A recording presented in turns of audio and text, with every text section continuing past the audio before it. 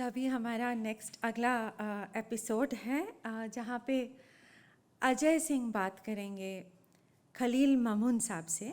खलील ममून उर्दू भाषा के कवि हैं जिनके 8 कविता संग्रह प्रकाशित हो चुके हैं। उन्हें कर्नाटक उर्दू अकादमी का जीवन गौरव पुरस्कार, कर्नाटक राज्योत्सव पुरस्कार, कर्नाटक महानगर पालिका पुरस्कार और साहित्य अकादमी पुरस्कार से सम्मानित किया गया है। अजय का इंट्रोडक्शन हमने सुबह दिए थे, लेकिन उनका जो सबसे प्यारा परिचय है, सबसे उम्दा परिचय है कि वो हमारे India foundation for the arts के ट्रस्टी और चेयर हैं। आपकी पैदाइश तो बंगलौर की है। बंगलौर की पैदाइश है। किस एरिया में आपकी पैदाइश? मैं पैदा हुआ शिवाजी नगर के एक अस्पताल में जो काफ़ी मशहूर है जी सर मिर्ज़ा इस्माइल जी जो अस्पताल है जी जी जो बिल्कुल इंडियन एक्सप्रेस के पीछे जी मेन रोड पर है, वहाँ मेरी पैदाइश हुई। जी। और आपकी तालीम शुरुआती मेरी कुछ तो मैं उर्दू प्राइमरी स्कूल में कुछ दिन पढ़ा मैं। उसके बाद मेरी जो ये 7th तक जी जो मेरी तालीम हुई वो होम स्कूल नाम का एक कॉन्वेंट था बसनगुड़ी में। अब वहाँ से शिफ्ट हो गया है वो। तो आप यहाँ से शिवाजी नगर से बसवनगुड़ी जाया करते थे? नहीं, मैं शिवाजी नगर में नहीं था जी। मेरे पूरा बचपन जो है वो सिटी मार्केट में एक इलाका है जी जिसको कुमारपेट कहते हैं जी। तो वहाँ एक सड़क है जिसको बेंकी नवाब स्ट्रीट कहा जाता है। तो मिक्स्ड पॉपुलेशन एरिया है, किस तरह का एरिया था वो उसमें? मिक्स्ड पॉपुलेशन है जी। अक्सरियत तो मुसलमानों की है आसपास जी। लेकिन वो पीछे जो है दूसरे लोग कौम के लोग भी रहते हैं। तो सिल्वर जुबली पार्क से सटा हुआ इलाका है जी। एवेन्यू रोड से बिल्कुल नज़दीक। जी। तो वहाँ से आप बसवनगुड़ी जाया करते थे? हाँ, वहाँ से बसनगुड़ी बस में जाता था। जी बस में ऐसा था कि मेरी जो फूफू थी जी वो मेरी वालिदा तो उनका इंतकाल हो गया था जी तो मेरी फूफी थी वो मुझे चवन्नी देती थी जी। बस में जाने के लिए। अच्छा। तो वो पैसे मैं बचा लेता था और पैदल जाता था और वो पैसे बचे हुए पैसों में हाँ। हफ्ते 15 दिन में सिनेमा देखने चला जाता था। अच्छा, सिनेमा का शौक था आपको? हाँ, बहुत ज़्यादा। मतलब हिंदी सिनेमा? हिंदी सिनेमा का। जी जी हिंदी। जी। तो मेरे कौन से बाप जो है मुझे जी। कभी कभी तमिल सिनेमा में भी ले जाया करते थे। तमिल आती थी आपको? नहीं, वो बस फिल्म देखते थे उस ज़माने में। जी। वो हमारे यहाँ आपको मालूम होगा सिटी मार्केट में जी। एक नाज सिनेमा है। हाँ, नाज सिनेमा। नाज सिनेमा में वो तमिल भी फिल्में लगती थी, हिंदी भी लगती थी। जी। तो उस जमाने कोई हिंदी फिल्म याद आपको? हिंदी फिल्में उस ज़माने जो की देखी हो? वो ये थी कि आला मारा की बेटी। अच्छा अच्छा। हाँ, ये फिल्में थी, वो देखी थी। फिर उस ज़माने में कई फिल्में हमने प्रभात टाकिस जी। और केम्पेगौड़ा के पास एक थिएटर था सागर थिएटर, जी। वहाँ में हम जाके देखते। तो आपकी तालीम उर्दू मीडियम में हुई या? नहीं, मेरी तालीम तो अंग्रेज़ी मीडियम में हुई। जी एक सब्जेक्ट उसमें उर्दू का था जी तो वहीं से थोड़ी बहुत उर्दू मैंने सीखी। जी। हाँ, तो आप उर्दू और अंग्रेजी उस समय की बात कर रहा उस हूँ समय की। उस समय बात कर, उर्दू और अंग्रेजी दोनों ही जब सीख रहे थे तो आपको कौन सी लैंग्वेज ज़्यादा पसंद थी और किसमें आपकी महारत हासिल थी, बेहतर थे नहीं, आप? महारत तो ये बेहतर समझिए किसमें? कि दोनों में थी। अच्छा लेकिन उर्दू में जैसे जैसे आगे बढ़ते गए जी तो हमारे सिलेबस में इकबाल की नज़में थी। जी। मुझे याद है आज भी इकबाल की एक बहुत मशहूर नज़म है। कौन सी? उनकी अपने मन में चलिए। हाँ, करेक्ट। हाँ जी, क्या? अपने मन में डूब कर पाजा सुरागे जिंदगी। जी। तू अगर अपना नहीं बनता न बन। तू अगर औरों का नहीं बनता न बन, अपना तो बन। अपना तो बन। तो क्या आपकी समझ में आया था उस वक्त? हाँ, बिल्कुल समझ में आया था। अच्छा। और उसी से मुझे लिखने की तरगीब मिली थी। अच्छा, तो लिखने की ये किस वक्त की बात है जब आपको ये लगा बात कि बता रहा हूँ 1900। नहीं, आपकी उम्र क्या रही होगी? मेरी उम्र 12 साल। अच्छा, तब आपको लगा कि आपको भी लिखना चाहिए? नहीं, मेरा ऐसा है, मैं आपको बता दूं, जी। मुझे पता नहीं क्यों शुरू ही से फाइन आर्ट्स में बड़ी दिलचस्पी थी। अच्छा। मैं पेंटिंग बनाया करता था। जी हमारे जो अंग्रेजी का जो सिलेबस था उसमें जो टेक्स्ट बुक वगैरह आती थी जी वो पूरे जो है बरतानिया के ही टेक्स्ट बुक्स हुआ करते थे, जी जिसमें जियाटो और दूसरे लोगों की पेंटिंग होती थी, तो मैं पेंटिंग की कॉपी करता था। और फिर मैं स्कल्पचर पुतले बनाना ये भी कर लेता था मैं। अच्छा गाने की भी कोशिश करता था, लेकिन चूंकि बेसुरा था वो गा नहीं पाता था मैं। जी। तो और शायरी तो उस वक्त नहीं करता था। शायरी कब शुरू हुई? पहले ये शाय- बताइए, शायरी करना पहले शुरू किया या पढ़ना पहले शुरू किया? क्या माफ हुआ कीजिए, उस ज़माने में मुझे पढ़ने से कोई दिलचस्पी नहीं थी। अच्छा सिवाय सिलेबस के हाँ। मैं कोई और चीज़ नहीं पढ़ता था। अच्छा, लेकिन लिखना शुरू कर लिया था? लिखना शुरू मैंने इस तरह किया, उस ज़माने में महमूद आयाज जो थे उन्होंने सालार शुरू किया था। जी। सालार में वो अदबी एडिशन और फिल्मी एडिशन निकालते थे। अच्छा पहले हमने फिल्मी एडिशन में सवाल करना शुरू किया, अच्छा यानी उसमें सवाल जवाब का एक ही होता था। उसमें सवाल जवाब शुरू किया क्योंकि फिल्मों में इंटरेस्ट था जी और ड्रामेटिक्स में भी इंटरेस्ट था। जी तो और ड्रामा भी करते थे हम लोग, जी। जैसे स्कूल के इसमें ड्रामे में कर लिया। क्रिसमस के दिन चूंकि क्रिश्चियन स्कूल था वो, जी। तो ड्रामे होते थे तो वो करते थे। तो उसके बाद जो है हाई स्कूल के ज़माने में मैंने 2 अफसाने लिखे थे। अच्छा 2 अफसाने लिखे और वो शाये भी हुए सालार में। अच्छा। हाँ, शायरी उस वक्त शुरू नहीं किस पेपर में? डेली सालार में? डेली सालार में। जिसमें आपने बाद में काम हाँ, भी किया? बाद में काम 1964 की बात है गालिबन। अच्छा अच्छा अच्छा। 64 में 2 अफसाने मेरे वहाँ शाये हाँ हुए। हाँ हाँ हाँ। लेकिन आपने उस समय जो है आपके घर में जी या स्कूल में जी। या आपके रहने की जगह के आसपास अदब का क्या माहौल था? और उर्दू अदब का उसमें भी? अदब का बिल्कुल माहौल क्या था, सिफर था। अच्छा मेरे सिर्फ दादी जो थी हाँ। और पुरानी दास्तानें कहानियाँ अमीर हमज़ा जी, जी। वगैरह की जो है दास्तानें अमीर हमज़ा जो बहुत मशहूर थी जी, जी। मुसलमानों में, उर्दू वालों में, उनके किस्से कहानियाँ सुनाया करती थी। जी। अदरवाइज तो कोई अदब का माहौल नहीं था। तो आपने जो अफसाना लिखा उस वक्त, जी, उसकी प्रेरणा, उसकी इंस्पिरेशन कहाँ से मिली? उसकी इंस्पिरेशन ऐसा था कि जिस घर में हम रहते थे जी। उसके बारे में एक बहुत बड़ी हवेली थी वो। अच्छा उसके बारे में ये कहा जाता था कि वो बहुत हॉन्टेड घर है। अच्छा। हाँ, तो मेरी कहानी का उन्वान भी हरास था, लेकिन वो भूत प्रेत से मुतालिक नहीं था, जी। वो अंदर के वसवसों से मुतालिक था। पता नहीं वो कैसी प्रेरणा मिली, क्या मिली। अच्छा एक और कहानी एक ऑटो ड्राइवर पर थी हाँ हाँ कि जो स्ट्रगल करता है और ये होता है तो कुछ मिलता नहीं है। जी। उसका उन्वान था कदबा फिर गिरा। कदबा का मतलब जो खबर पर पत्थर लगाया जाता है नाम का, वो पत्थर गिर जाने के बारे में है। जी जी यानी एक ऐसे नेगेटिव सिग्नल, जी यानी वो स्ट्रगल करता है उसके बावजूद उसे कुछ नहीं मिलता। जी जी। ये प्रेरणा कहाँ से मिली? जो देखा वो एक्सपीरियंस था उसी से मिली होगी। तो अदब का माहौल कब मिला आपको? अदब का माहौल ये समझिए जी कि थोड़ा बहुत यहाँ लिखना सीखा था जी और उर्दू वगैरह से दिलचस्पी थी। एक एसोसिएशन भी हमने फॉर्म की थी जी जिसमें हमारे कुछ दोस्तों वगैरह ने ये किया, और ड्रामेटिक्स में तो शौक़ था ही। जी। तो उस ज़माने में ये समझे कि 64 वगैरह की जी यूनाइटेड प्रोड्यूसर्स बॉम्बे से उन्होंने कॉल फॉर किया था एक्टरों के लिए। अच्छा तो उसमें मैंने अप्लाई किया था। अच्छा, आपने हाँ, उसमें अप्लाई किया था मैंने।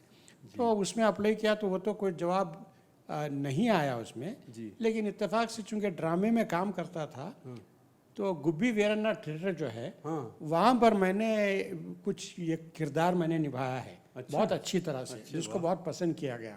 तो ड्रामेटिक्स किसका किरदार निभाया था आपने? वो एक किरदार था कि एक बूढ़ा आदमी है जहाँ पर एक चोर आता है और उसको चाकू घूम देता है और वो मर जाता है। ये किरदार था। जी। तो उसके बाद मैं 1965 में SSLC मैंने पास कर लिया था। जी। और कुछ घरेलू मसाइल की वजह से मेरी दादी जो है वो मुझे दिल्ली ले गई। पढ़ने में कैसे थे आप हाई स्कूल तक? पढ़ने में मैं बहुत अच्छा था। अच्छा वो अच्छा इतना था जी कि हमारी एक टीचर हुआ करती थी मिसेस तंगम। जी।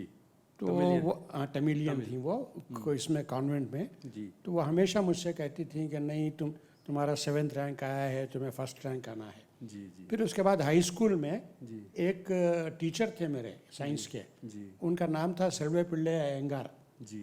तो एक दिन आए, कहने लगे क्योंकि मेरा घरेलू नाम खलील रहमान है, जी। खलील रहमान गेट अप, उन्होंने खड़ा हुआ, जी। खड़ा हुए थे, उन्होंने कहा why don't you take some potassium cyanide and die.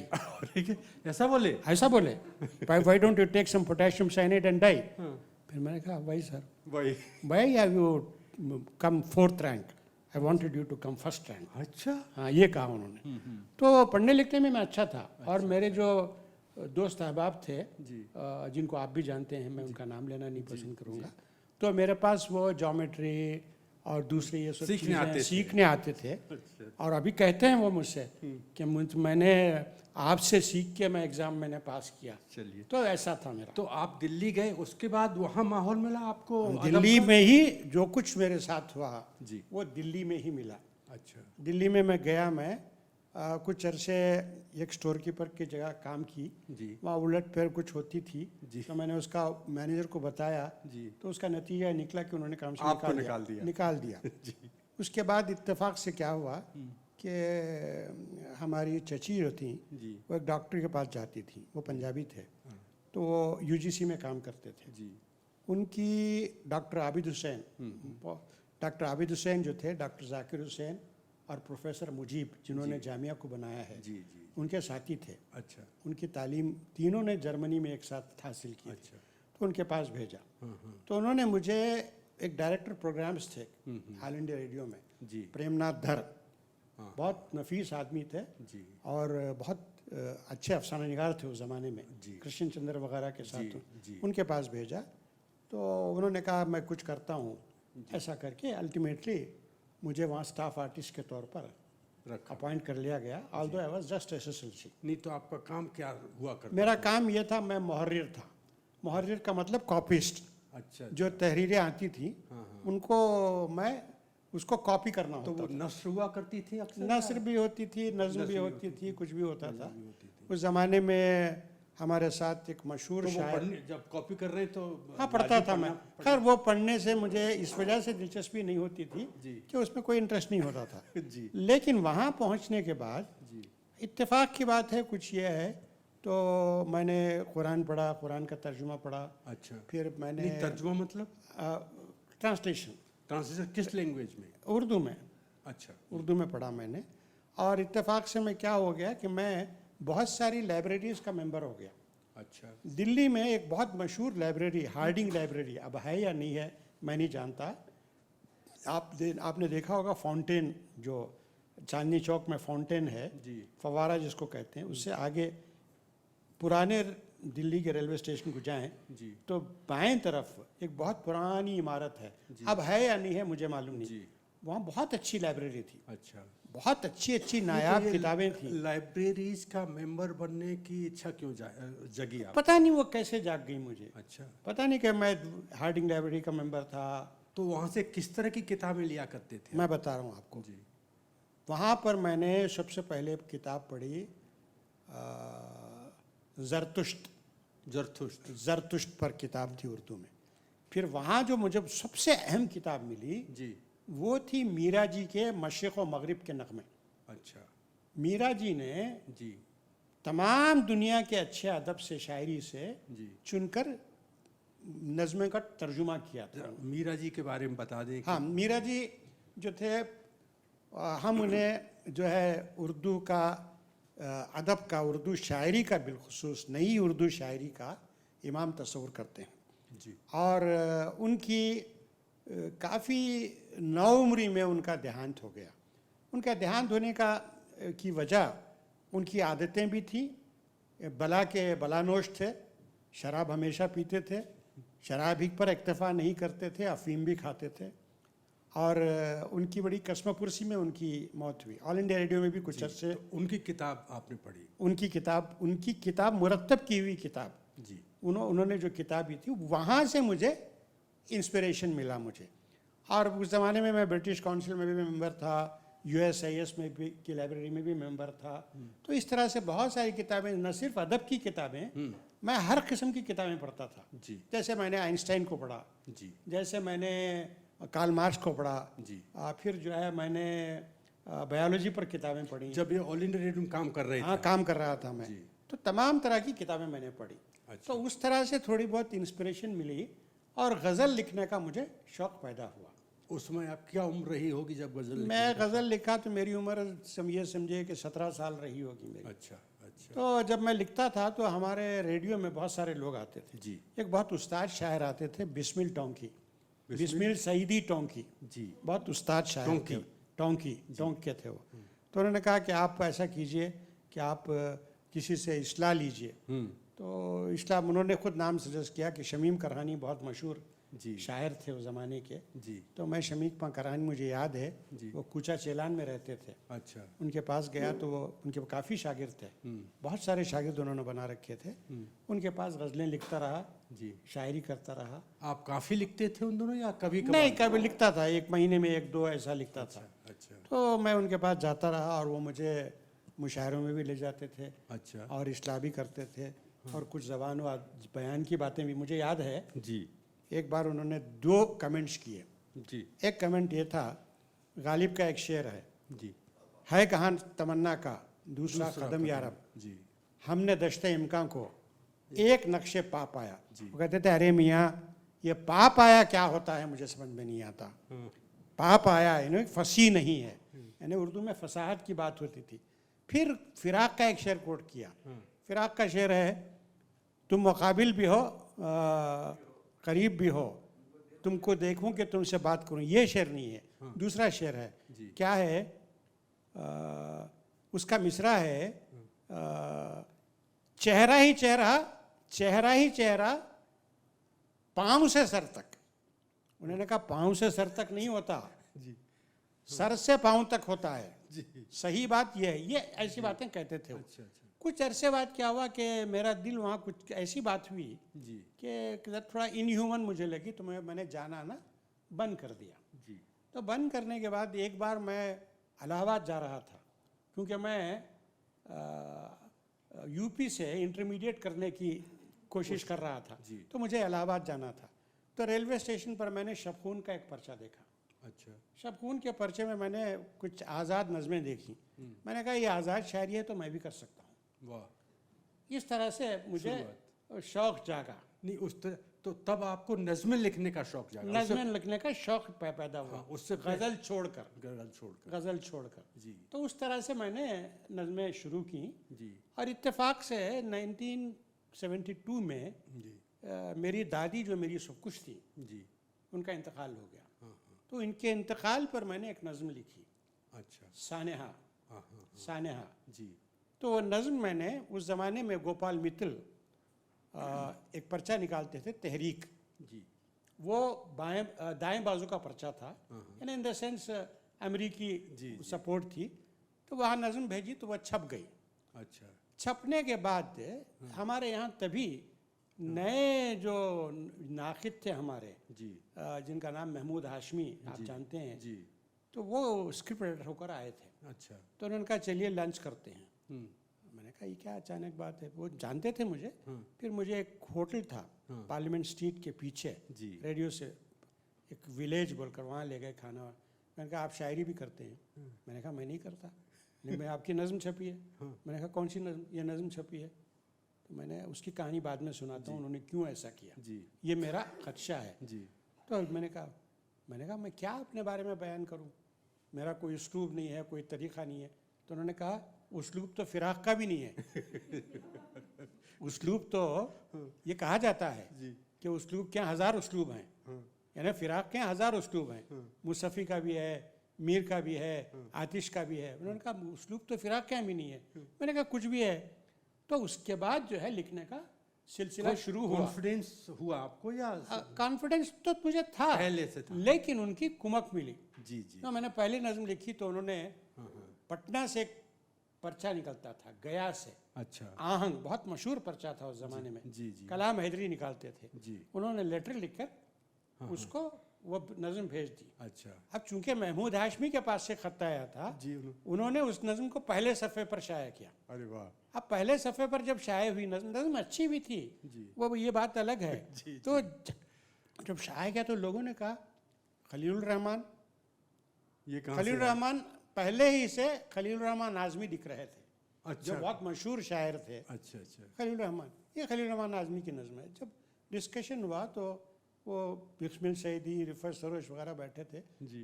ये नज़्म खलील मोहम्मद, ये नज़्म क्या आपकी है? जी। मैंने कहा जी। तो आप अपना नाम बदलिए, जी। क्योंकि इससे कन्फ्यूजन होता है। हाँ हाँ हाँ। तो मैंने उस वक्त से खलील मामून मामून नाम रख लिया। जी, जी। मामून नाम रखने की वजह ये है जी। कि जो एक तरीक़ा होता है, कुछ ये है कि आपका नाम एक है, घर में बुलाने का नाम आपका अलग है। हाँ, जी, जिसको निकनेम कह लीजिए, जी, जो भी। जी। तो मामून रशीद मुझे घर में, मुझे अपने हमारे ख़ानदान में जी। लोग मामून ही के नाम से जानते हैं, अच्छा, खलील के नाम से नहीं जानते। अच्छा अच्छा। तो मैंने खलील मामून के नाम से लिखना शुरू किया। अच्छा, आपने दिल्ली यूनिवर्सिटी से जी फिलॉसफी में, जी, फ़लसफ़े जी। में एमए किया है। जी और मैंने पाया है कि आप अक्सर स्पिनोजा, शोपेनहावर, जी। कांट वगैरह की बात किया करते हैं। जी तो इन फिलोसफर्स का जी आपकी सोच पर और आपकी शायरी पर जी क्या इन्फ्लुएंस, क्या प्रभाव पड़ा, कुछ कहेंगे? मैं कहूँगा कि शोपेनहावर का तो मेरे यहाँ कोई असर नहीं पड़ा। अच्छा। फ़लसफ़े में, हिंदू फिलॉसफी में ख़ुसूसी तौर पर, जी जो सांख्य योग है, जी जी जिसमें पुरुष और प्रकृति का तस्वुर है, जी। उसका मेरी जहन पर काफ़ी गहरा असर। लेकिन वो आपने कब पढ़ा और कैसे पढ़ा? कैसे आप उसके नज़दीक आए, या कैसे आपको उसकी नहीं, वो तो जानकारी हमारे कोर्स में था। कोर्स में था? वो तो हमारे कोर्स अच्छा, में था। philosophy। कोर्स से हटकर जो मैंने चीज़ें पढ़ी, जी उन चीज़ों में जी मुझ पर जो बहुत गहरा असर पड़ा, जी वो है इमैनुअल कांट का। जी। इमैनुअल कांट की जो critique of pure reason. Pure reason. इत्तेफाक की बात है, मैंने हार्डिंग लाइब्रेरी का जिक्र किया। जी तो हार्डिंग लाइब्रेरी में डॉक्टर सैयद आबिद हुसैन ने जी तर्जुमा किया था क्रिटिक ऑफ प्योर रीजन का, जी तनकीद अक्ल महज के नाम से। जी वो मैंने पढ़ा मैंने, जी। लेकिन वो जो उर्दू में मुझे समझ में नहीं आई। जब मैंने कोर्स के दौरान मैंने नज़्म ये पूरी पढ़ी फ़लसफ़ा, किताब। मुझे पूरा फ़लसफ़ा जी समझ में आया। जी फिर मैंने उसी दौरान, मेरा मजमून भी शाया हुआ है, मार्टिन हाइडिगर। हाँ हाँ मैंने एक रिसर्च पेपर एडमंड हसल पर किया है, जी the phenomenal philosophy of language जी। In the philosophy of Edmund Husserl. मैं बहुत दिनों से गुजारिश कर रहा हूँ आपको ना, कि मैं मुझे दूंगा कॉपी- आपको, जी, इंशाल्लाह जी, मैं आपको दूंगा। जी। तो उस दौरान मैंने हाइडिगर को भी पढ़ा, क्योंकि I was interested in existentialism. जी हाइडिगर के यहाँ जी जो चीज़ मुझे मुतासिर की, हाइडिगर बार बार जो है जी होल्डरलिन का जिक्र करता है, जी वो जो कि जर्मन का मशहूर शायर था। जी होल्डरलिन ने शायरी के बारे में ये कहा है कि शायरी is call of nature, call of nature not in the ordinary sense. जी जी क्योंकि ये क्लैरिफाई करना बहुत ज़रूरी है, जरूरी है। जी। क्योंकि कॉल ऑफ नेचर का मतलब ये कि कुदरत की पुकार। समझ गए, गैब से आते वाली बात। हाँ, वो गैब, वो जो पुकार है, जी। वो पुकार लैंग्वेज के ज़रिए, जी यानी एडमंड हसल का ये फ़लसफ़ा है कि ग्रामर का पैटर्न जी। ऑलरेडी कुदरत में एग्जिस्ट करता है, अच्छा जी। एग्जिस्ट करता है। हाँ। वही पैटर्न इंसान के दिमाग में आता है। अच्छा, अब आप उसको सही भी मान सकते हैं। लेकिन यहाँ पे मैं केवल क्लैरिफिकेशन के लिए पूछ रहा हूँ ये, जी। कि किस लैंग्वेज का ग्रामर? हर लैंग्वेज का ग्रामर मैं आपको बताऊंगा, जी। जो लैंग्वेज मैं जानता हूँ। हम ये कहेंगे नहीं नहीं, जो वो कह रहे हैं कि वो नेचर लैंग्वेज का स्ट्रक्चर, स्ट्रक्चर, वो एब्स्ट्रैक्ट स्ट्रक्चर है। लैंग्वेज पर से। हाँ, लैंग्वेज पर से। जैसे हम कहेंगे this is a man, Urdu में कहेंगे ये आदमी है, जी। कन्नड़ा में कहेंगे यू नो मनुष्य मनुष्य इदाने। तो स्ट्रक्चर देखिए आप, ये है, दी है, ये है, सब एक है। जी। सब्जेक्ट एक जगह है, प्रेडिकेट एक जगह है, वो हर जगह एक। तो जी, समझ गया, मैं समझ गया। ये फाइनल नहीं है जी, लेकिन हम डिडक्शन उसमें कर सकते हैं। ऐसा हो उन्होंने- सकता है कोई, अब जैसे चाइनीज लैंग्वेजेस में, जी, चाइनीज लैंग्वेज उस तरह से है ही नहीं जिस तरह से हम तस्वुर करते हैं, लेकिन उनके यहाँ अलग स्ट्रक्चर है। जी, बट बावजूद इसके कोई ना कोई स्ट्रक्चर होगा उनके जी यहाँ। जी जी। तो वहाँ से मुझे इमैनुअल कांट का सबसे ज़्यादा मुझे असर किसी हद तक मेरी शायरी पर, मैंने उसी ज़माने में जॉन पॉल सार्त्र का बीइंग एंड नथिंगनेस पढ़ा मैंने पूरा, बड़ी हालांकि बहुत ज़ख़ीम किताब है, जी मैंने पूरा पढ़ा, मैंने जी पूरा पढ़ा। कुछ चीज़ें मेरी जहन पर नक्श हो गई। जी सार्त्र को मैंने उस ज़माने में बहुत पढ़ा मैंने। जी उसके जो ड्रामेस हैं वो देखे मैंने, जी। उसका जो फिक्शन है वो देखा मैंने। जी उसकी एक बात मुझे बहुत पसंद आई, उसने कहा है man is his own possibilities, जी आदमी खुद अपना इम्कान है, और उसको मैंने फॉलो किया जिंदगी में जी ऑनेस्टली, जी और मुझे महसूस हुआ कि वो जो कहता है वो सही है। यानी हम अपना खुद इम्कान है, इम्कान बाहर से नहीं आता, जी जी हम अपनी पॉसिबिलिटी हैं, अगर हम बनाते हैं, अंदर उसको बाहर निकालना चाहें तो हम जरूर निकाल सकते बना सकते हैं। हैं। तो इसके अलावा भी और बहुत सारे असरात पड़े होंगे, जी जी जी तो मैं ये नहीं कहता कि नहीं पड़े हैं। लेकिन ये आपको जैसे मैं फॉर इंस्टेंस एक चीज़ मैं बताता हूँ आपको, एक और एग्जिस्टेंशियल फिलोसोफर था, जी गब्रिएल मार्शल। जी गब्रिएल मार्शल, जी गब्रिएल मार्शल वो जो था क्रिश्चियन एग्जिस्टेंशियलिस्ट थी। जी क्रिश्चियन एग्जिस्टेंशियलिस्ट वो एक कहता है, वो फैटलिस्ट है, जी यानी फेट में बिलीव करने वाला।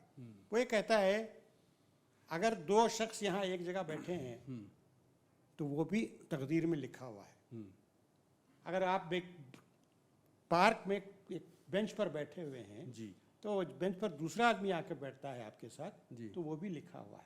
मुझे उसका भी थोड़ा बहुत असर जी। मेरे जहन पर पड़ा। तो आपने सांख्य की बात की और इधर वेस्टर्न फिलॉसफी की जी। बात की, और मैं समझता हूँ साथ ही इस्लामिक ट्रेडिशन का तो असर रहा ही होगा। इस्लामिक ट्रेडिशन से कॉन्शियसली अनकॉन्शियसली रहा ही नहीं, होगा। उस जमाने में नहीं था, नहीं उस जमाने में उस नहीं। जमाने में नहीं था। लेकिन बाद में क्या नहीं, आपने बाद में मैं बता रहा हूँ आपको। जी मैं इस्लामिक ट्रेडिशन से करीब जी तसव्वुफ की वजह से हुआ। जी वो कब की बात रही, कब आप तसव्वुफ की तरफ अगर ऐसा कह सके, ये कहना बल्कि मेरे हिसाब से सही नहीं है, लेकिन फिर भी कि उस तरफ आपका झुकाव है, ये आपको कब मैं ऐसा आपको लगा? बताता हूँ। जी तसव्वुफ की तरफ मेरा झुकाव जो है, जी ये समझिए कि 1989-90 के करीब हुआ। अच्छा उसकी कॉन्क्रीट वजूहात हैं।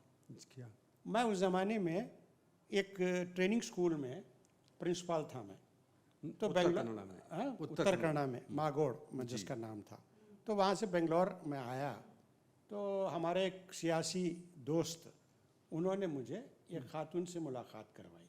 जी उन्होंने कहा कि देखो तुम तसव्वुफ में दिलचस्पी रखते हो, जी तो उससे पहले मैं पढ़ता था, मैं ये नहीं कि नहीं पढ़ता था, जी कुरान पढ़ लिया, ये पढ़ लिया, वो सब करता था, लेकिन मुझे उसमें उस तरह का विश्वास नहीं था इस तरह।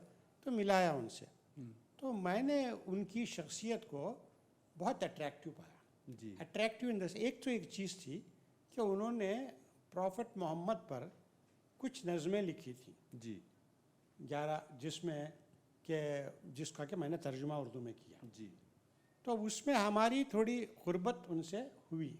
जी उसके बाद ऐसा होता था, लेकिन जब मैंने उनको देखा तो मुझे तकरीबन 14 साल पुराना मेरा अपना एक ख्वाब याद आया। अच्छा ख्वाब, वो ख्वाब यूं था कि मैं एक बार में बैठा हुआ हूँ और मैं पी रहा हूँ, जी मेरे सामने खातून बैठी हुई है, जी उसके हाथ में सिगरेट है जी और वो पी रही है, जी और वो मुझे एक नज़म डिक्टेट करती है। अच्छा उस नज़म का वो नज़म का पहला मिसरा था, हाँ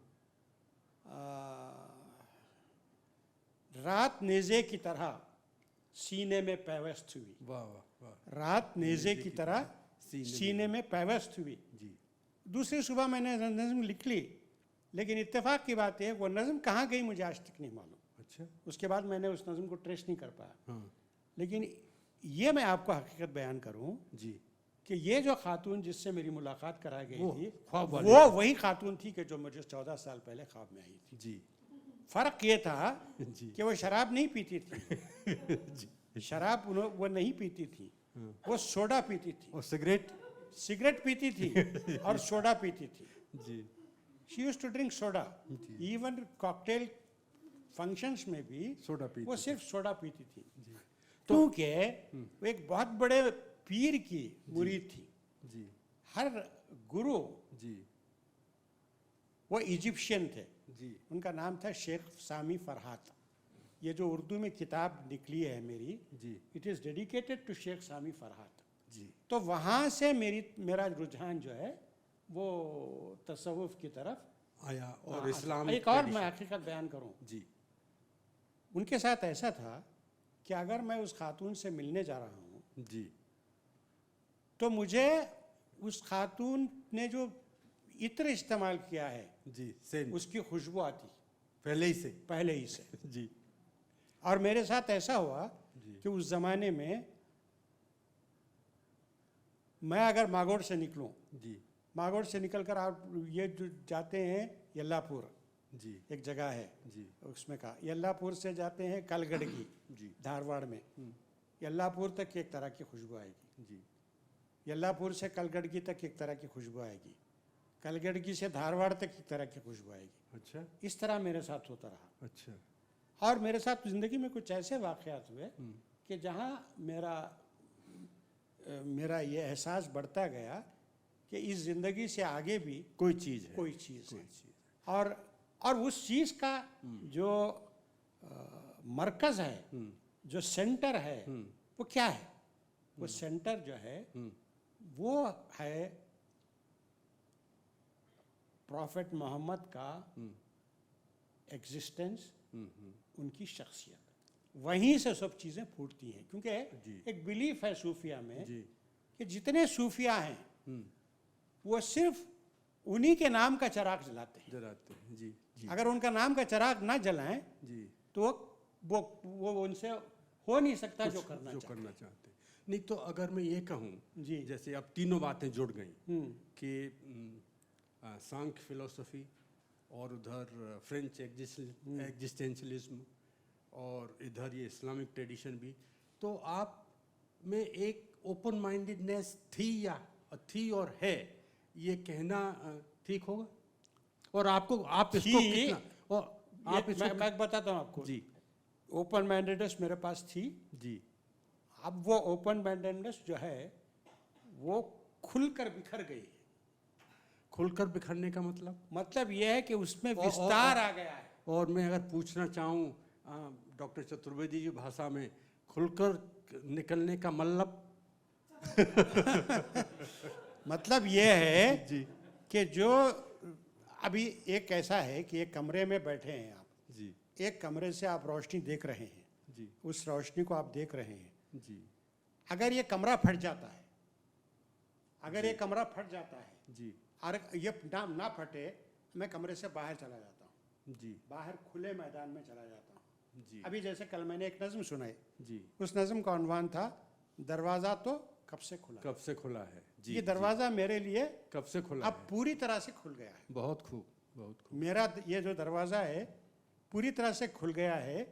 और मैं आपको ये बता दूं, जी ये तमाम कल्चरल सिंबल्स हैं, जी चाहे मज़हब हो, चाहे ज़बान हो, जिसको कि हम कल्चर कहते हैं, जी ये सब कल्चर से निकली हुई चीज़ें हैं।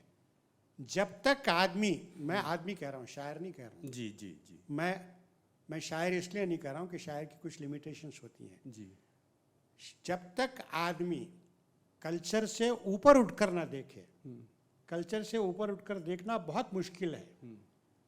मेरे अपने ख्याल में जितने प्रॉफिट्स हमारी तहजीब में या किसी और की तहजीब में जी गुजरे हैं, जी वो कल्चर से ऊपर उठे हुए हैं। उठकर ही उन्होंने दुनिया को देखा है और फिर उन्होंने उसके उसूल अपने अपने तौर से बनाए हैं। जी, चाहे वो किसी भी मजहब से किसी हो। भी मजहब के हों, चाहे किसी भी मजहब के हों, ट्राइबल हों, नॉन ट्राइबल हों, जी। वो कोई भी हों, जी उन्होंने ऊपर उठकर देखा है। जी जब तक ऊपर उठकर ना देखा जाए, आपको कोई, जैसे आप प्लेन में सफ़र कर रहे हैं, जब प्लेन में सफ़र करेंगे तो नीचे मालूम होगा कि लोग चींटियों की तरह चल रहे हैं, कारें चींटियों की तरह चल रही हैं। तो मैं नहीं कहता कि हर शायर को इस तरह करना चाहिए, जी, लेकिन इत्तेफाक से मैं उस लेवल को छू रहा हूँ, मैं नहीं कहता पहुँचा हूँ, बहुत खूब छू रहा हूँ कि जहाँ जो है ये चीज़ें जो है बहुत छोटी मालूम नहीं, होती हैं। मुबारक हो आपको, मुबारक। इसीलिए मैंने उस नज़्म में कहा है जी कि धर्म और अधर्म की ज़िंदगी तो बहुत जो चुकी है, जी अब बैलों की रस्सी खोल दो, जी बहुत खूब बहुत खूब बहुत अब बैलों की रस्सी खोल दो और उन्हें जंगल में जाने दो। जाने दो, बहुत खूब। तो ये पैगाम नहीं है, जी ये लेकिन पैगाम नहीं है, इट्स एन एक्सप्रेशन। जी जी जी ये एक्सप्रेशन क्यों आया, कैसे आया, ये शायरी में सही है गलत है मैं नहीं कहता, क्योंकि मेरी नज़र में अगर आप पूछें तो शायरी झूठ है। शायरी एक बहुत बड़ा झूठ है। इसीलिए कि संत महात्मा या जो अल्लाह वाले लोग हैं वो शायरी वो कुछ लिखते नहीं हैं। जी वो आप देखिए उनका विरसा कुछ नहीं है, लिखत में उन्होंने कुछ छोड़ा नहीं हो। जी जी जी।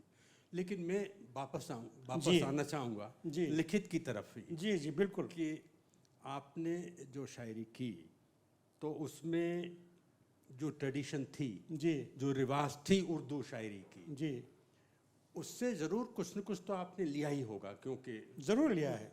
सवाल पूरा करता हूँ जी। मैं, कुछ तो लिया ही होगा, लेकिन आपने वो तोड़ा, ये बिल्कुल जाहिर है। जी तो उस तोड़ने के क्या अंजाम हुए आपकी शायरी में और आपकी ज़िंदगी में? शायरी में ये अंजाम हुआ जी कि मेरी एक नज़्म है, जी उसका नाम है बेनाम। मेरे पास इस वक्त नहीं है नज़्म वो। जी उसमें वो शुरू होती है कि मैं इब्राहिम नहीं हूँ, जी मैं इब्राहिम नहीं हूँ जी कि सारा के कहने पर हाजरा को छोड़ने मक्के के सहरा में चला जाऊँ। वाह। मैं इस्माइल नहीं हूँ कि बाप के कहने पर कुर्बान होने के लिए तैयार हो जाऊँ। मैं वो शैतान भी नहीं हूँ कि जिसने इब्राहिम का रास्ता रोका था।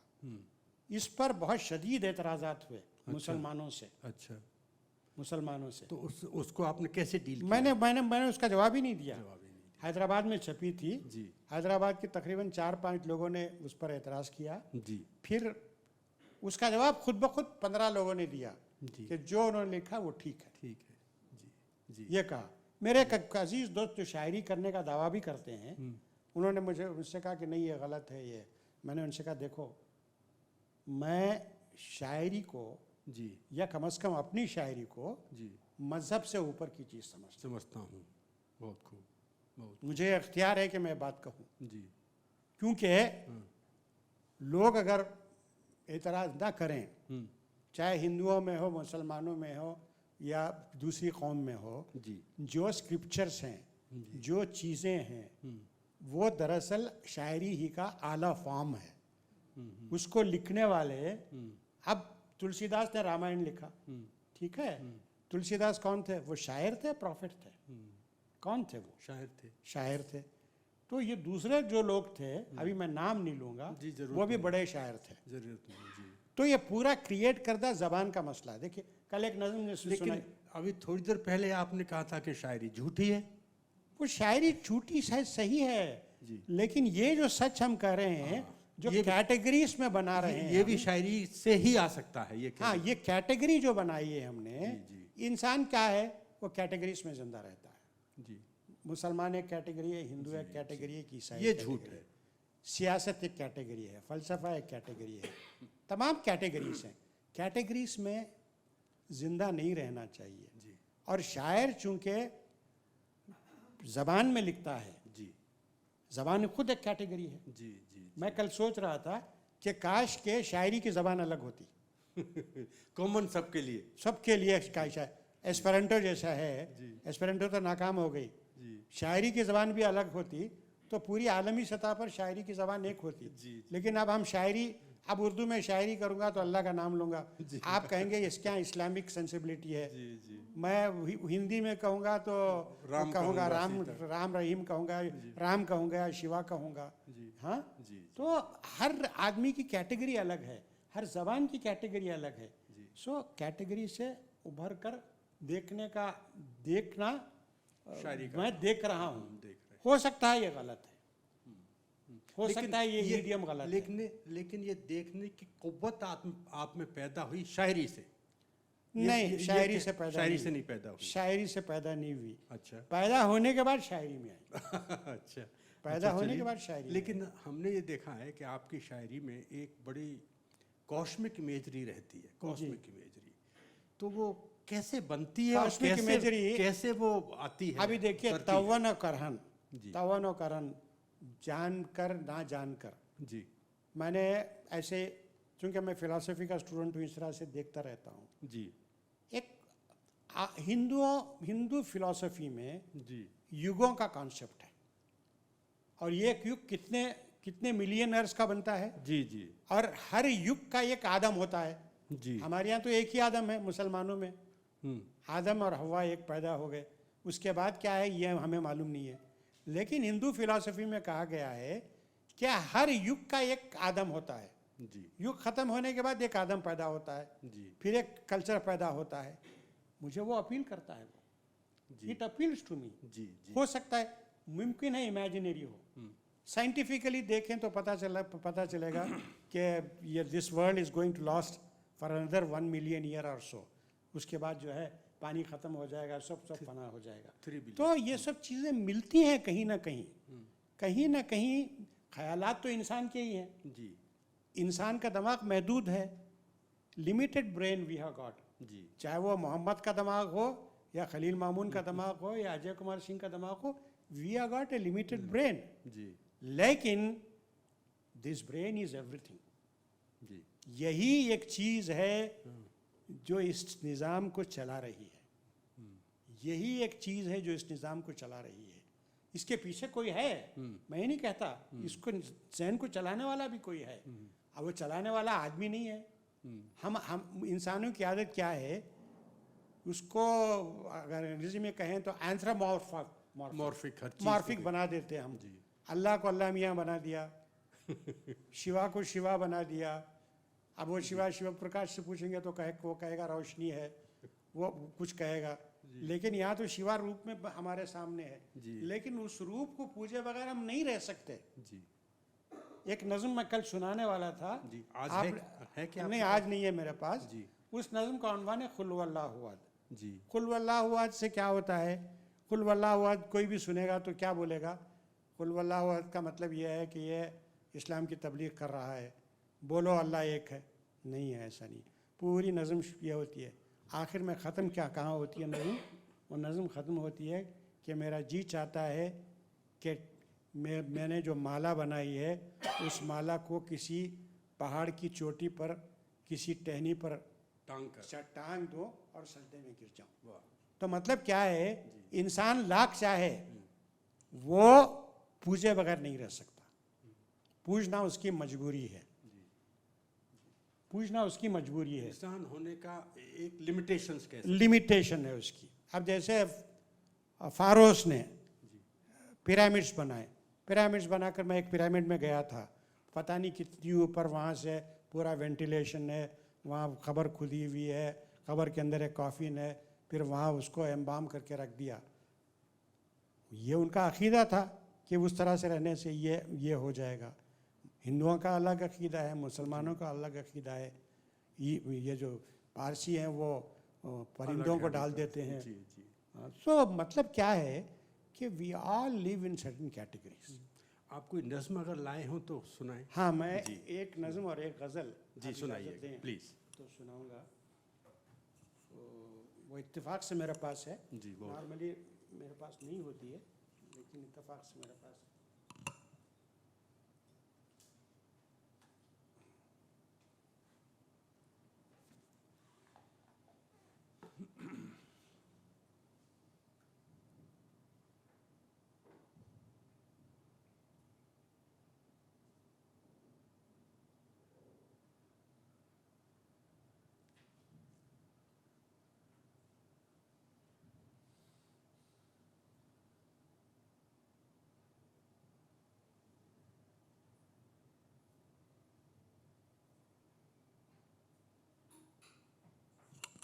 गज़ल, हालांकि मैं गज़ल नॉर्मली लिखता नहीं हूँ, इत्तेफाक से हो गई तो कोई बात सुनाता हूँ। जी।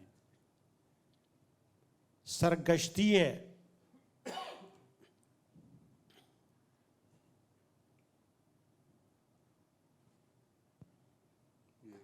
एक मिनट जी प्लीज़ टेक योर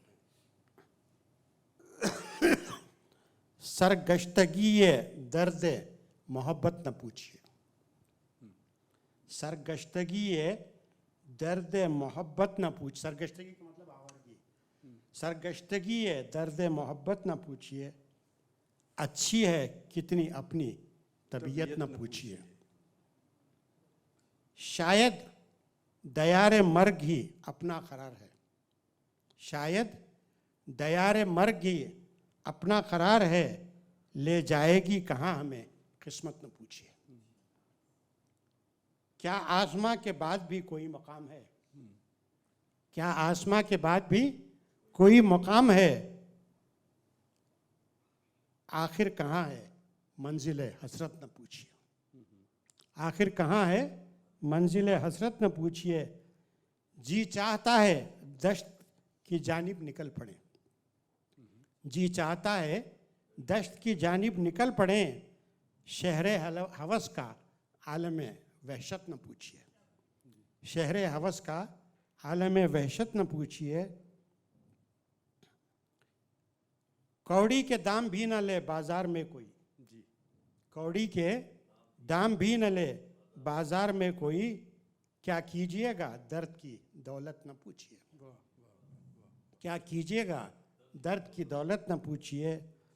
मामून दर्द गम में नहीं कुछ कमी यहाँ, मामून दर्द गम में नहीं कुछ कमी यहाँ, घर घर में बट रही है ये दौलत न पूछिए, घर घर में बट रही है ये दौलत न पूछिए।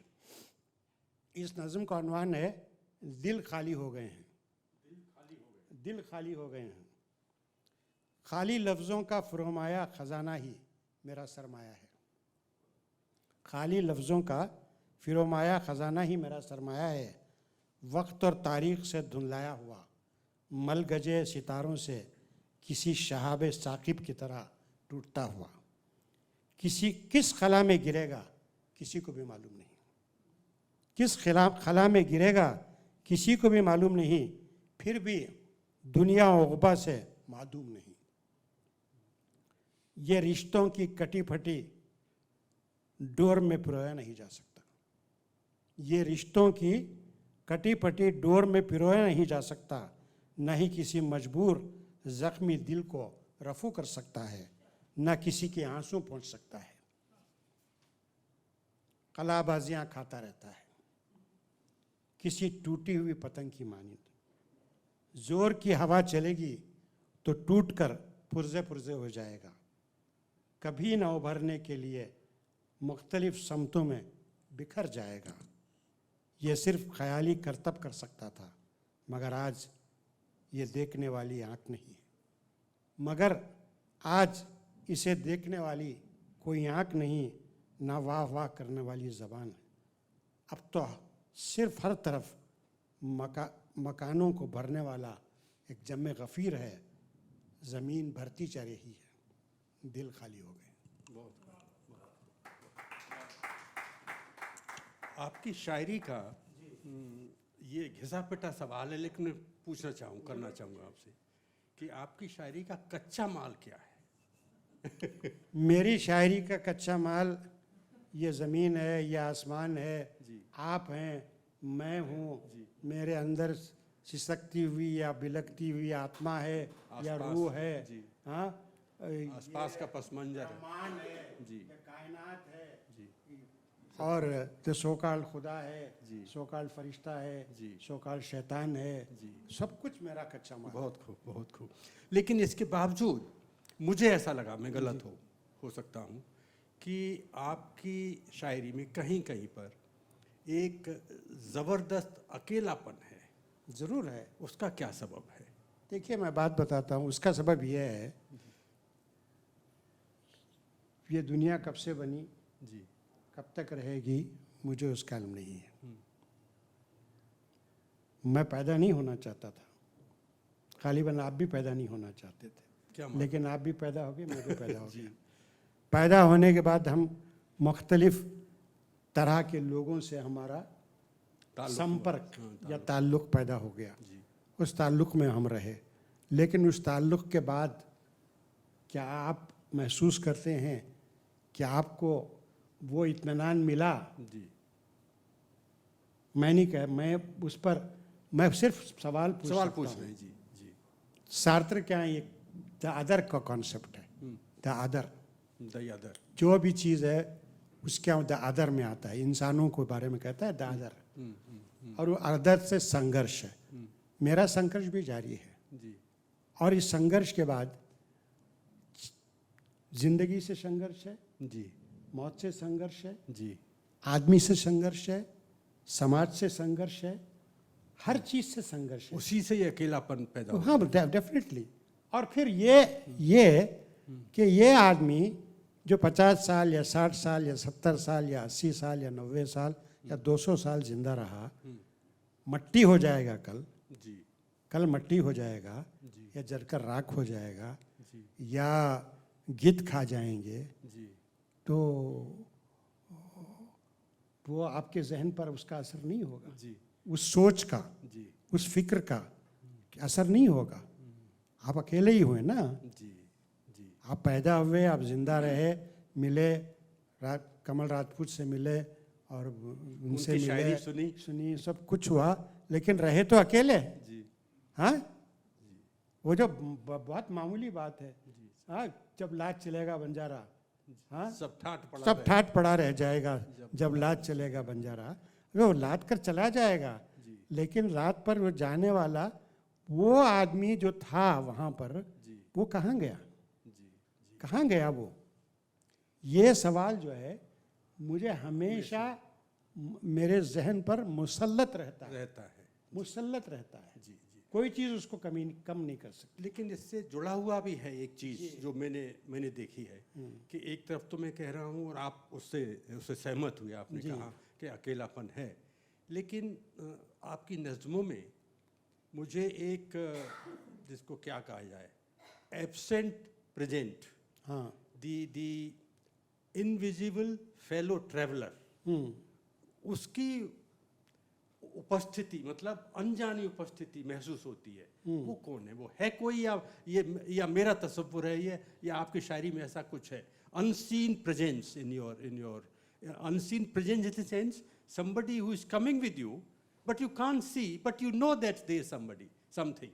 तो है ऐसा कुछ? ऐसा एहसास बड़ा धुंधला धुंधला सा एहसास है। अच्छा ये नहीं कि नहीं है जी, कुछ है और कुछ नहीं भी है जी, ये तस्वुर है। अच्छा हाँ, तो होने का तस्वुर इस तरह से है जी, कि सोचता हूँ कभी कभी कि ये सब जो चल रहा है, जी, ये जो कैसे चल रहा है,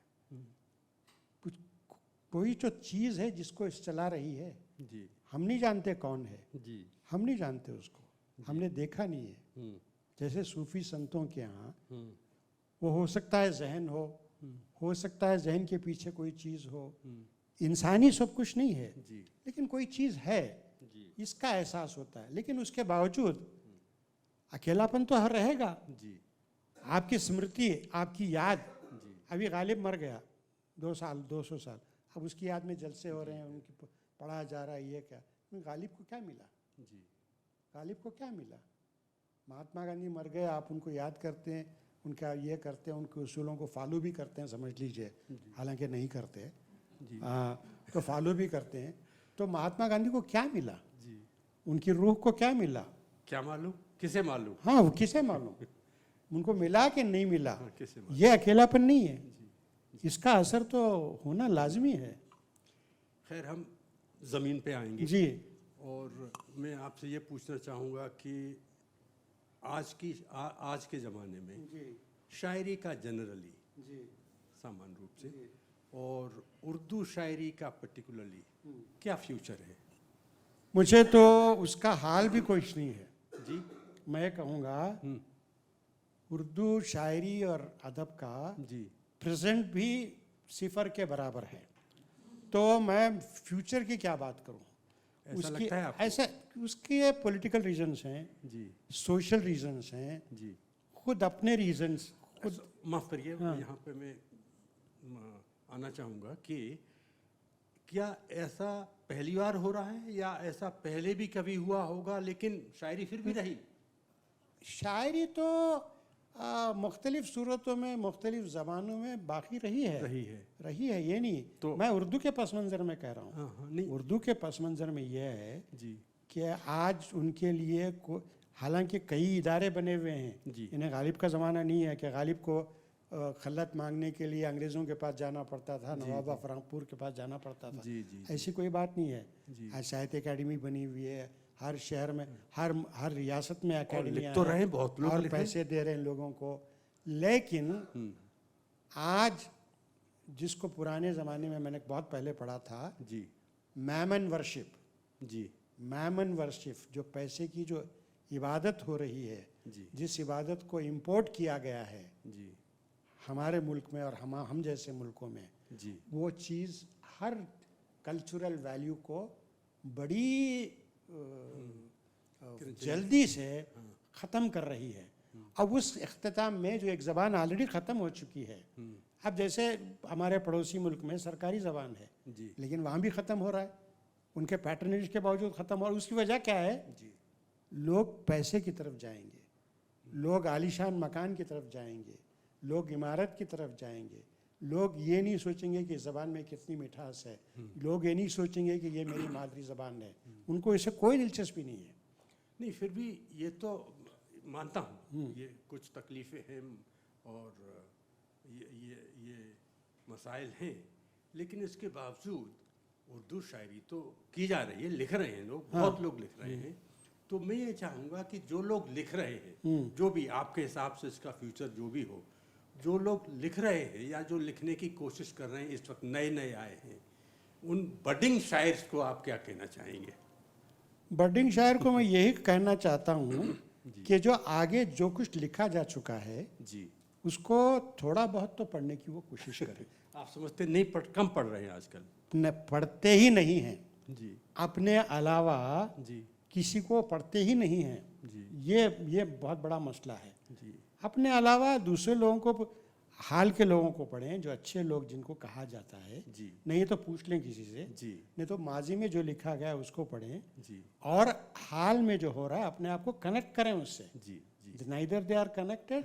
मैं एक बात कहता हूँ, एक मोटी मोटी बात कहता हूँ, जी ये मैं मुसलमानों के ताल्लुक से कहता हूँ, जी क्योंकि आज ये ज़बान मुसलमानों की ज़बान होकर रह गई है। जी मुसलमान जो है, he is in suspended animation, हर जगह पर। वो ना इधर का है, ना ऊपर जाता है, ना नीचे गिरता है। ऊपर जाए तो खला में चला जाए, नीचे आए तो ज़मीन में गिर के मर जाए, समंदर में गिर के मर जाए, वो उसके यहाँ नहीं है वो, और इत्तेफाक से उसका एहसास भी नहीं है। यही हाल उर्दू वाले का भी है। लेकिन पढ़ें, ये आप कहना चाहते हैं कि हाँ, पढ़ना चाहिए? पढ़ना चाहिए और उसके साथ उसको एहसास भी करना चाहिए। एहसास भी ये नहीं कि वो लिखना सीख जाए, लिखे तो कोई भी लिख सकता है, जी, जी, लेकिन ठीक ढंग से तो लिखे। जी जी जी बहुत बहुत शुक्रिया। Thank you. आपसे गुफ्तगू में बहुत मज़ा आया और मैं समझता हूँ लोग भी पसंद करें। बहुत बहुत शुक्रिया।